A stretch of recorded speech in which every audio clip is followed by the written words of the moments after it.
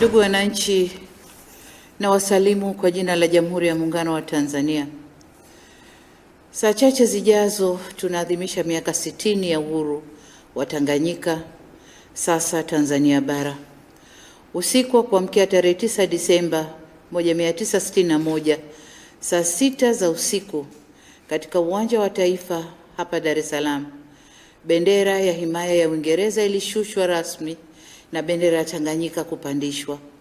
Kufuatia tukio hilo, mamlaka yaliyekuwa gavana wa Uingereza Sir Richard Gordon Turnbull yalikoma na Tanganyika kuwa huru na kupata waziri mkuu wa kwanza hayati Mwalimu Julius Kambarage Nyerere. Tukio hilo lilikwenda sambamba na kupandishwa kwa bendera ya Tanganyika na mwenge wa uhuru katika kilele cha mlima Kilimanjaro na hayati Captain Alexander Gwebe Nyirenda. Mwaka mmoja baadaye, yani tarehe 9 Disemba 1962, Tanganyika ikawa jamhuri. Katika harakati za kutafuta uhuru, Mwalimu Nyerere alikuwa na wenziwe 16. Nao ni Abu Sykes, Abubakar Ilanga, Ali Sykes, Cuthbert Oswald Milinga, Doza Aziz, Jamanus Pacha, Japhet Kirilo, John Rupia, Joseph Kamalando, Joseph Kasela Bantu, Kisunguta Gabara, Lamek Makaranga, Patrick Kunambi, Sadan Abdul Kandoro, Suleiman Kitwara na Tewa Saidi Tewa. Nasikitika kuwa wengi wa waasisi wetu 17 wa uhuru wa Tanganyika wakiongozwa na hayati baba wa taifa Mwalimu Julius Kambarage Nyerere hatuko nao leo. Wametangulia mbele ya haki. Hakika wangetamani sana kuiona siku hii ya leo, wakayashuhudia matunda ya jasho lao na kujitoa kwa umuhanga kupigania uhuru tulionao leo. Kuona kuwa uhuru waliopigania umeweza kudumu kwa miaka 60, yani vizazi zaidi ya viwili, siku ambayo ingewafanya kutazama nyuma kwa fahari kubwa na kutokana na mafanikio yaliyopatikana, na kutazama mbele kwa matumaini na ujasiri mkubwa kutokana na hatua tuliofikia leo. Ndugu wananchi, umuhimu wa siku hii katika historia yetu ni wa kipekee, kwani Jamhuri ya Muungano wa Tanzania tulionayo leo isingeweza kuzaliwa tarehe 26 Aprili mwaka 1964 kama kusingelitanguliwa na uhuru wa Tanganyika na baadaye mapinduzi ya Zanzibar. Uhuru wa Tanganyika ulikuwa ni chachu na mchango muhimu sana katika kuwezesha mapinduzi matukufu ya Zanzibar ya tarehe 12 Januari mwaka 1964.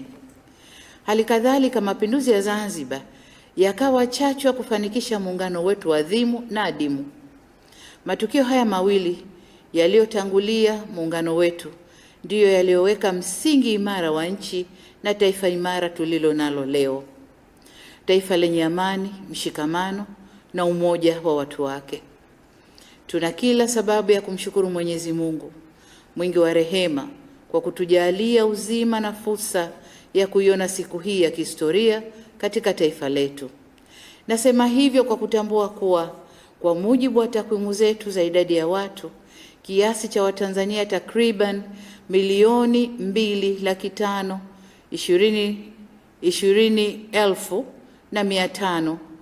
2,520,559 kati ya Watanzania milioni 59 waliopo leo, yani sawa na 4.3% ya wananchi wote ndio waliokuwa wamezaliwa kabla ya tarehe 9 Disemba 1961.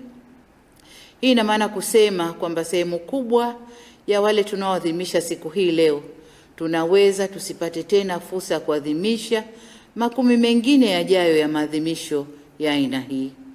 Hivyo sisi tunaoshuhudia siku ya leo tujione ni kati ya wenye bahati sana.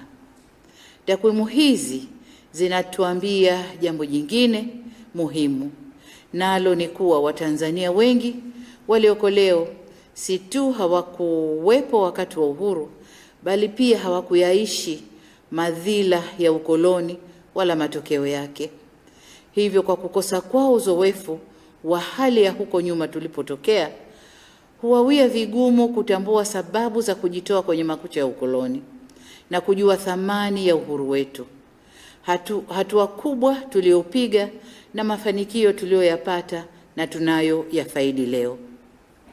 Ni kwa sababu hiyo basi nikaona umuhimu wa kuhutubia taifa leo hii ili tukumbushane mawili matatu juu ya umuhimu wa siku hii adhimu. Ndugu wananchi, miaka 60 ya uhuru wa Tanzania bara imechangia kuleta mafanikio makubwa katika Jamhuri ya Muungano wa Tanzania. Mafanikio haya ni mengi, kama nilivyosema, yatahitaji si tu muda mrefu wa kuyaeleza, bali kurasa nyingi za kutosheleza kuyaweka maandiko yote kwa kina. Hata hivyo, nitataja machache nikitambua kuwa waheshimiwa mawaziri na wakuu wa taasisi za serikali wamepata fursa ya kutosha kuyaeleza na kufafanua mafanikio hayo katika sekta wanazozisimamia. Hivyo kwa uchache niruhusu niyataje yafuatayo. Moja ni kufanikiwa kuulinda uhuru wetu na mipaka yake. Lakini la pili, kujenga umoja wa kitaifa na mshikamano uliozaa na kulea amani na utulivu tulionayo. La tatu ni kuimarisha uchumi wetu na kupunguza umaskini kuliko tuwezesha kutoka kwenye kundi la nchi maskini na kuingia kwenye kundi la nchi za uchumi wa kati wa chini. La nne ni kuongeza upatikanaji na kuboresha huduma za jamii kwa wananchi. La tano, kujenga heshima ya nchi yetu na ushawishi kikanda na kimataifa. Na la sita, kuimarisha demokrasia na utawala wa sheria. Ndugu wananchi, si nchi zote zilizopata uhuru kutoka kwa wakoloni barani Afrika zimefanikiwa kulinda uhuru na mipaka yao kwa muda mrefu. Baadhi zilisambaratika na nyingine zilipoteza sehemu ya ardhi zao. Tunapoadhimisha miaka 60 ya uhuru wa Tanzania au Tanzania bara, nchi yetu imebaki kuwa huru na mipaka yake imebaki kuwa kama tulivyoikomboa salama. Hatujapoteza hata sentimita moja ya ardhi yetu. Nitumie fursa hii kulipongeza sana Jeshi la Wananchi wa Tanzania kwa kazi kubwa na nzuri wanayofanya ya kulinda mipaka yetu.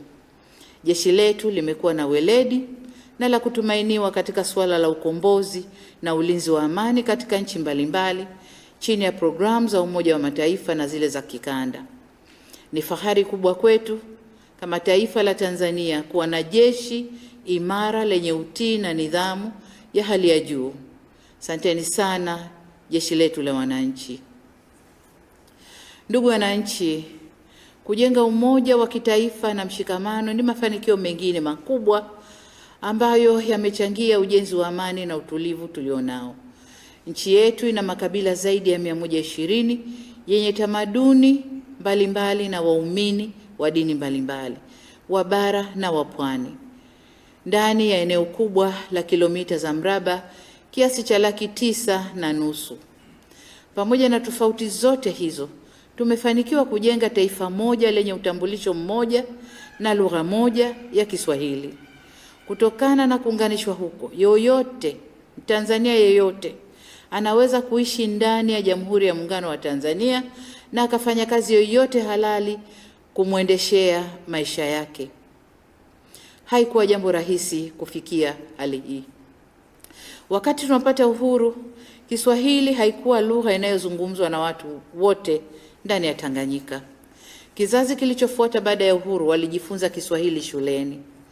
Hii inafanya nchi kuwa kati ya nchi chache zenye lugha ya taifa yenye asili ya nchi husika. Nchi nyingi zinatumia lugha za kigeni kama lugha za mataifa yao zinazowaunganisha. Inapendeza kuona kuwa tunatimiza miaka 60 ya uhuru tukiwa wamoja, wenye utambulisho mmoja na lugha moja ya Kiswahili inayoendelea kupata umaarufu kimataifa siku hadi siku. Katika miaka 60 tumefanikiwa kushawishi Kiswahili kuwa moja ya lugha rasmi zinazotumika katika Jumuiya ya Maendeleo Kusini mwa Afrika, Umoja wa Afrika na hivi majuzi Shirika la Umoja wa Mataifa Sayansi na Elimu UNESCO limepitisha azimio la kutenga siku ya tarehe 7 Julai ya kila mwaka kwa siku ya lugha ya Kiswahili duniani. Azimio hilo linaifanya lugha ya Kiswahili kuwa ya kwanza ndani ya Afrika kutambuliwa na kutengewa siku yake rasmi. Ndugu wananchi, katika kipindi cha miaka 60 tumefanikiwa kujenga nchi yetu au uchumi wetu hadi kufikia nchi ya uchumi wa kati wa chini mapema zaidi kuliko tulivyokadiria kwenye malengo ya dira ya taifa ya kufikia hadhi hiyo ya mwaka 2025. Wastani wa pato kwa mtu kwa mwaka 1961 lilikuwa ni shilingi 776 na kwa mwaka jana 2020 ni shilingi milioni 2,653,790. Jambo hili linaongeza hadhi yetu machoni mwa jumuiya za kimataifa na kutuondolea unyonge na unyanyapaa. Tumeweza pia kuiunganisha nchi yetu kwa miundombinu ya usafiri na usafirishaji kwa kujenga mitandao ya barabara, kuimarisha usafiri wa anga, usafiri wa majini na usafiri wa reli. Tofauti ilivyokuwa mwaka 1961, leo unaweza kufika Tanzania yote, pembe yoyote ya Tanzania ndani ya saa 24. Wakati tunapata uhuru, wakoloni walituachia kilomita za lami zisizozidi 1360 na sasa mtandao wa barabara za lami zimefikia kilomita 11,186 na kazi inaendelea. Tumeendelea kuunganisha makao makuu ya mikoa kwa barabara za lami na kazi ya kuunganisha baadhi ya makao makuu ya wilaya kwa barabara za kiwango cha lami imeanza.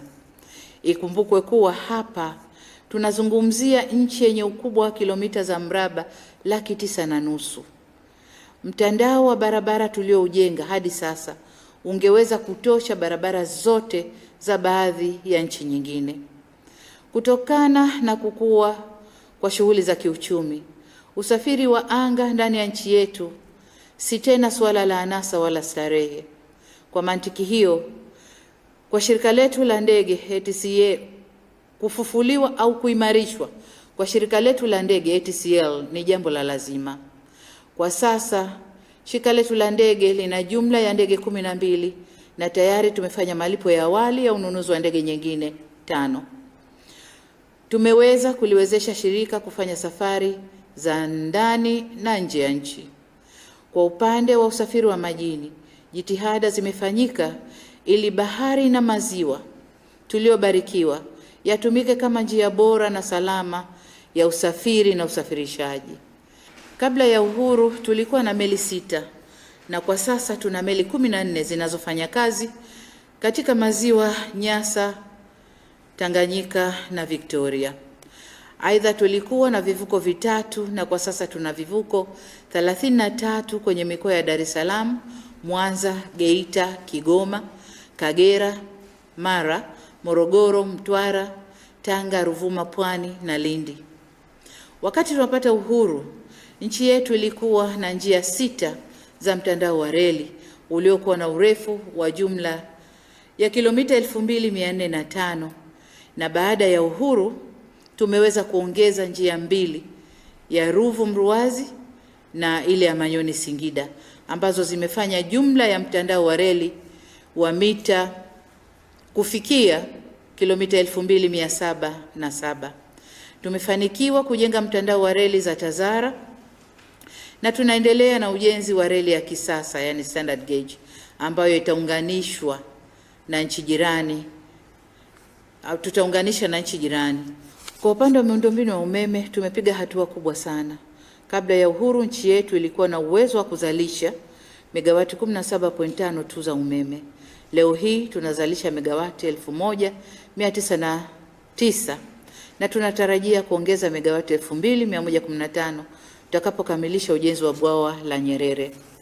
Lengo letu ni kuendelea kuongeza uzalishaji wa umeme kutokana na vyanzo jadidifu kama jua, upepo, joto ardhi na vyanzo vinginevyo ili kuendana na malengo yetu ya kuigeuza Tanzania kuwa nchi ya viwanda kama ambavyo tumedhamiria. Ndugu wananchi, kama lipo eneo ambalo tunafanikiwa au tumefanikiwa sana na tunapaswa kujivunia, ni kuboresha maisha ya Watanzania na kuongeza upatikanaji wa huduma za jamii na ubora wa huduma hizo.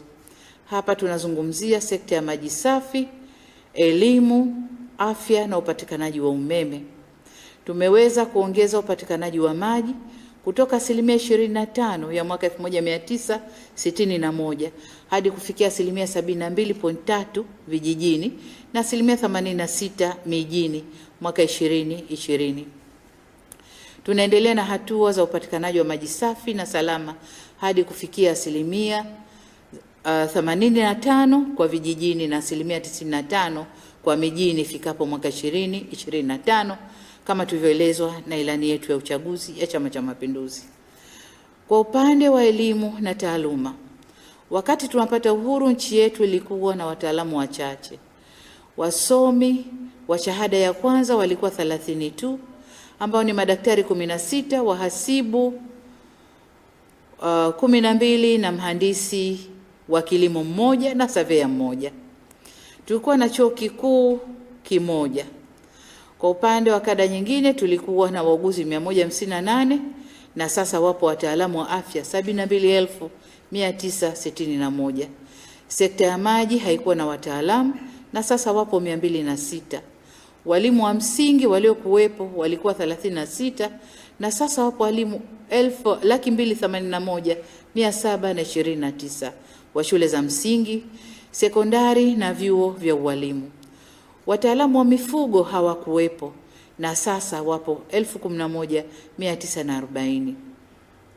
Kwa wakati ule hatukuwa na tehama na kwa hiyo hakukuwa na wataalamu wa tehama, lakini kwa sasa tuna wataalamu wa tehama wengi kidogo. Kwa sasa tuna vyuo vikuu 30 ambapo vya serikali ni vyuo 18 na sekta binafsi ni vyuo 12 pamoja na vyuo vishiriki 17. Udahili umeongezeka kutoka wanafunzi 1310 mwaka 1971, miaka 10 baada ya kupata uhuru, hadi wanafunzi 220,238 mwaka jana 2020. Mbali na elimu ya juu, tulikuwa na shule za msingi 62 tu, shule za sekondari 62 tu na shule za msingi 3,342. Wanafunzi wa shule za msingi walikuwa 525,000 na wanafunzi wa sekondari walikuwa 17,000 tu. Kwa takwimu hizi ni wazi kuwa idadi ya wanafunzi waliopata fursa kujiunga elimu ya sekondari walikuwa wachache. Leo hii tunapozungumza tuna wanafunzi 1,10,461,000 katika shule za msingi na za sekondari. Wanafunzi 2,2,474,000 katika shule za sekondari za serikali nchini wanaosoma bila kulipa ada. Kila anayefaulu anapata nafasi katika shule ya sekondari. Pia tumerudisha fursa ya watoto watoro na waliopata changamoto mbalimbali kurejea shuleni na kumaliza masomo yao. Wakati tunapata uhuru mwaka 1961 tulikuwa na shule 2 za sekondari zilizokuwa za sekta binafsi. Ukilinganisha na sasa tuna shule za sekondari 1280 zinazomilikiwa na sekta binafsi. Kwa upande wa shule za msingi mwaka 1961 hakukuwa na shule za msingi zinazomilikiwa na sekta binafsi, ila kwa sasa shule za msingi zinazomilikiwa na sekta binafsi ni 1,746. Kwa upande wa sekta ya afya mwaka 1961 kulikuwa na hospitali 113, vituo vya afya 22 na zahanati 1188. Kwa sasa nchi ina jumla ya zahanati 7,163, vituo vya afya 926 na hospitali 369. Aidha, hospitali za kibingwa ngazi ya mkoa ni 28, ngazi ya wilaya ni 6, hospitali za ubingwa maalumu ni 5 na hospitali ya taifa ni 1. Tumeongeza pia idadi ya madaktari kwa uwiano. Yaani huko nyuma daktari mmoja alikuwa anahudumia watu 25,000, lakini mpaka miaka 10 baadaye daktari mmoja anahudumia watu 20,000. Ndugu wananchi, tunaendelea kuboresha sekta hii kwa kuhakikisha tunaajiri madaktari wengi zaidi ili tuweze kufikia viwango vya Shirika la Afya Duniani vinavyopendekezwa vya uwiano wa daktari mmoja kuhudumia watu 3,000. Hii ni safari ndefu, lakini kwa uwezo wa Mungu tutafika. Kilicho dhahiri kwenye sekta ya afya ni ule ukweli kuwa sasa tunao uwezo wa kutoa huduma nyingi za kibingwa na za kibobezi ambazo hatukuwa tunaweza kuzitoa hapo nyuma wakati tunapata uhuru. Na leo Watanzania wanakwenda taasisi ya Jakaya Kikwete, Moi, Mloganzila na hospitali ya Benjamin Mkapa Dodoma kupata huduma za kibingwa ambazo zamani tulilazimika kupeleka wagonjwa nje ya nchi na kutumia fedha nyingi za kigeni. Hivi karibuni hospitali ya Muhimbili imefanikiwa kuanzisha huduma ya kupandikiza bone marrow na itaanza kutoa huduma ya kupandikiza ujauzito siku chache zijazo. Miaka ile huduma hizi tulizisikia kwa nchi za wenzetu, ila sasa tunaona watu wakitoka nchi jirani kuja kufuata huduma hizi za afya hapa nchini kwetu. Afya bora kwa wananchi inaenda sambamba na usalama wa chakula na uzalishaji wa mazao ya chakula kitaifa. Mwaka wa kilimo 1986-87 uzalishaji ulikuwa tani 6,892,000 ukilinganisha na tani 1,18,25,000 kwa mwaka wa kilimo 2020-2021. Kwa upande wa lishe, kwa mujibu wa utafiti wa kitaifa afya ya mama na mtoto nchini, udumavu wa watoto wetu ulikuwa ni 50% mwaka 91-92 na 34% mwaka 17. Hii ni hatua ambayo bado kazi ya kuhakikisha taasisi ya chakula na lishe inatoa elimu bora ya lishe kwa watoto kwa kipindi chote cha ujauzito hadi miaka 5 ina umuhimu kuendelea kutolewa ili kuhakikisha kiwango hiki cha udumavu kwa watoto kinashuka. Kutokana na maboresho ya huduma za kijamii, umri wa kuishi kwa Mtanzania umeongezeka. Mapinduzi katika sekta ya afya yamechangia kwa kiasi kikubwa kuongezeka kwa wastani wa umri. Wakati tunapata uhuru, umri wa wastani wa kuishi wa Mtanzania ilikuwa ni miaka 37 na sasa ni wastani wa miaka 67. Ndugu wananchi, kutokana na historia yetu katika mapambano ya kupigania uhuru na ukombozi kwa nchi za Afrika na harakati nyingine za kuimarisha haki za binadamu na utu wa mtu, Tanzania imeendelea kuaminika. Nguvu ya kushawishi na sauti yetu imeongezeka kikanda na kimataifa. Tumeshiriki na kushirikishwa katika mijadala ya kikanda na kimataifa, ikiwemo wa Tanzania kuweza kuongoza taasisi mbalimbali za kimataifa. Tumeongeza pia idadi ya mabalozi zetu nje ya nchi. Tulikuwa na balozi 2 tu mwaka 1961 na sasa tuna balozi 44 duniani na konseli kuu 5. Aidha, kwa upande wa balozi za nje zilizopo nchini ni 62 na mashirika ya kimataifa ni 30. Diplomasia yetu imeendelea kupanuka na tunaendelea kung'ara kimataifa. Tuna urafiki na nchi nyingi duniani au zote takriban duniani, na hatuna nchi ambayo tuna uadui au mifarakano nayo. Tumeweza kufanya kazi kwa muda wote na hata wale walio na msimamo tofauti na yetu tumeweza kuheshimu misimamo yao, huku tukiendelea kulinda na kusimamia misingi ya diplomasia yetu tulioachiwa na waasisi wetu, pamoja na kuweka maslahi na tamaduni zetu mbele.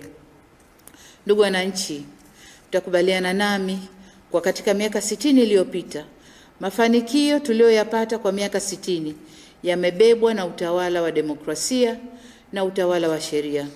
Baadhi yenu mtakumbuka kuwa wakati tunapata uhuru tulikuwa na mfumo wa kidemokrasia ya vyama vingi vya siasa ambao baadaye mwaka 1962 ulifutwa ili kujenga umoja na mshikamano wa nchi kwanza. Mfumo huu ulirejeshwa tena mwaka 1992 baada ya kupiga hatua kubwa katika utawala wa sheria na maendeleo ya kiuchumi. Tangu kurejea kwa mfumo wa vyama vingi, vipo jumla ya vyama 19 vilivyosajiliwa na 17 vinavyoomba usajili wa muda. Sote ni mashahidi kuwa tumekuwa na mfumo bora unaoheshimiwa na imara wa kuweka viongozi madarakani kupitia chaguzi zinazofanyika kila baada ya miaka mitano. Aidha, wananchi wamekuwa wakitekeleza haki yao ya msingi ya kikatiba ya kuchagua viongozi wanaowataka na pia kuchaguliwa pindi wanapotaka kushika madaraka katika ngazi mbalimbali za uongozi. Wakati tunapata uhuru, nchi yetu ilikuwa na wabunge 80 ikilinganishwa na nafasi za wabunge kwa sasa ambao ni 391. Waliopo 363, lakini waliopo ni 391, ambao kati ya hao wanawake ni wabunge 143 sawa na 37%, na wanaume ni wabunge 248 sawa na 63%.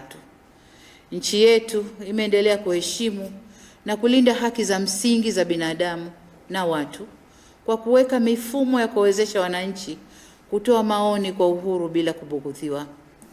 Hali kadhalika, katika kipindi hiki vyombo vya habari vimeendelea kuwa huru na vimeendelea kuongezeka, ambao hadi leo hii jumla ya magazeti na majarida yaliyosajiliwa ndani ya nchi ni 270, redio zaidi ya 198, redio za mtandaoni zaidi ya 200, blog 120, televisheni 51 na televisheni za mtandao zaidi ya 500, ikilinganishwa na chombo kimoja kilichokuwepo wakati tunapata uhuru. Mihimili ya dola nayo imeendelea kutekeleza kazi kwa kushirikiana bila kuingiliana. Sambamba na hilo, tumekuwa na mfumo imara wa utoaji haki unaozingatia katiba, sheria, kanuni na taratibu kwa msingi kwamba watu wote ni sawa mbele ya sheria. Ni kutokana na hatua hizo pamoja na juhudi za waasisi na viongozi wetu katika awamu zote za uongozi, nchi yetu imeendelea kuwa kisiwa cha amani, umoja na mshikamano. Hali na hadhi ya taifa letu tulioipata baada ya miaka 60 ya uhuru wetu ndiyo chachu ya kufanya vizuri zaidi. Miaka 60 ijayo, safari ndefu ilikuwa ni kutoka katika kundi la nchi maskini kufika nchi ya uchumi wa kati wa chini. Safari kutoka uchumi wa kati wa chini kwenda uchumi wa katikati na uchumi wa juu hatimaye si ndefu sana, na kwa kazi tunayoifanya tutajaliwa kufika huko. Wito wangu kwenu ni kuendelea kudumisha amani, umoja, mshikamano na muungano wetu, kuendelea bila kusita kuongeza kasi ya ukuaji wa uchumi wetu na kufanya mageuzi ya kiuchumi kila inapolazimu kuendana na kasi ya mabadiliko ya dunia. Aidha, kutunza mazingira yetu na kuyalinda kwa wivu mkubwa ili turithishe vizazi vijavyo nchi yenye neema kama tulivyoipokea kutoka kwa waliotutangulia. Ndugu wananchi, dira yetu ya maendeleo ya kufikia mwaka 2025 inaelekea kumalizika, ambapo tunatarajia kukua kwa uchumi kwa 8%. Tunapoangalia mbele, tunakwenda kuandaa dira ya miaka 25 ijayo, dira ambayo itatutoa mwaka 2025 hadi 2050, ambayo itaelekeza kukua kwa uchumi wa mtu mmoja mmoja na taifa kwa ujumla, kwa kutoa kipaumbele kwa sekta zinazogusa wananchi moja kwa moja. Sekta kama kilimo, uvuvi, ufugaji, kwa maendeleo ya viwanda. Ndugu wananchi, kabla sijamaliza, ninayo kila sababu ya kuwashukuru na kutambua mchango wa viongozi wetu ambao wao na awamu walizoziongoza wametufikisha kwenye haya makubwa tunayoshuhudia leo. Wale waliotangulia mbele ya haki, tuwaombe Mwenyezi Mungu azilaze roho zao mahali pema peponi. Amen. Daima tutawakumbuka na kuenzi michango yao adhimu kwa taifa hili. Ndugu wananchi, nimalizie kwa kusema tunao kila sababu ya kujivunia maendeleo tuliyoyapata katika miaka 60 ya uhuru wa Tanzania bara. Ukweli ni kwamba hatujafikia kilele cha matamanio yetu, lakini tulipofika si haba. Ni pazuri zaidi kuliko tulipotoka. Tutembee kifua mbele na kujisifu, na wala tusijifuje na kujipa unyonge. Kwa vyovyote vile, mambo tuliyofanikisha kwa miaka 60 ni mengi na makubwa kuliko yale yaliyofanyika nchini au ndani ya nchi hii wakati wa ukoloni. Ndio kusema kwamba tusilinganishe tu kimo tulichofikia tukasahau kutazama na urefu wa kina tulichoanzia. Kwa maneno haya, niwatakie tena kila la heri katika kusherehekea miaka 60 ya uhuru wa Tanzania bara. Mungu aibariki Tanzania, Mungu abariki Afrika, na washukuru sana kwa kunisikiliza. Kazi iendelee. Asanteni sana.